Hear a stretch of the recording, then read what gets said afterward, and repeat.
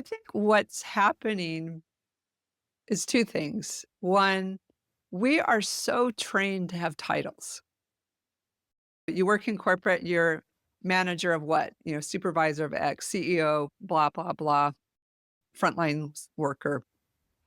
That I think in our industry, we're trying to give ourselves titles so people will go, oh, this is the general area I work in.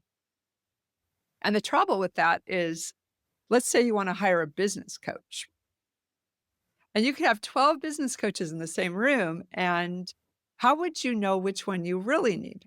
Obviously, personality fit is going to be important, but this person over here works with IT professionals and startups.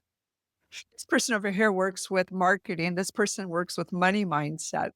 And so some of the coaches that are a little bit more specific with maybe I'm a life coach for attorneys who want work life balance, at least the consumer can understand a little bit more clearly, is that really what I need? When we first started the school, everybody wanted to be a life coach or an executive coach. And since then, it's just blossomed into all these different niches. But the interesting thing about it is if you are working with a whole person coach like you're working with someone who's trained to work not context specific, but with the individual as a human being who's creating things in different areas of their life, changing things, being a better person, better communicator, more strategic, fill in the blank, more emotionally resilient.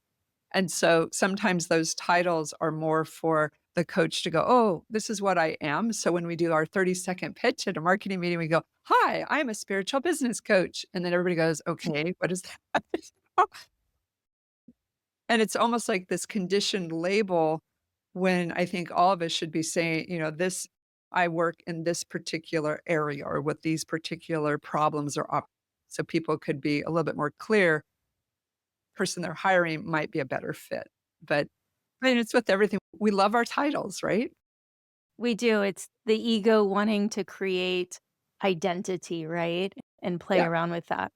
And I also know for myself, targeting the particular niche and title that I did was also to attract a specific demographic of people who are energetic in alignment with myself in terms of interest, in terms of things that they're wanting to work on in their lives, people who are going through awakenings, people who are wanting to adopt more mindfulness practices, meditation, and is really prioritizing spirituality.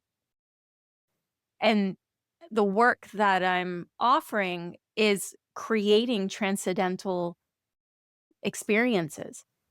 And so for myself, it's also to flaunt those feathers, like peacock those feathers, so that you're attracting the right demographic.